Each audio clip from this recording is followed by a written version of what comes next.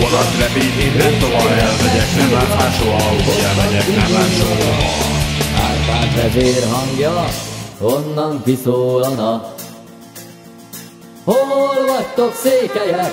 E földet bíztam rátok, elvették tőletek más élethazátok. Hol vagytok, székelyek? E földet bíztam rátok, elvették tőletek más élethazátok.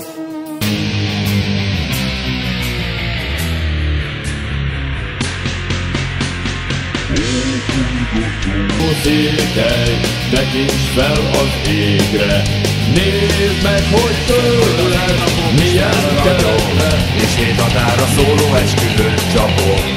De az a lány szeretni fog, jóban rosszban követni fog, mint találni követni fog.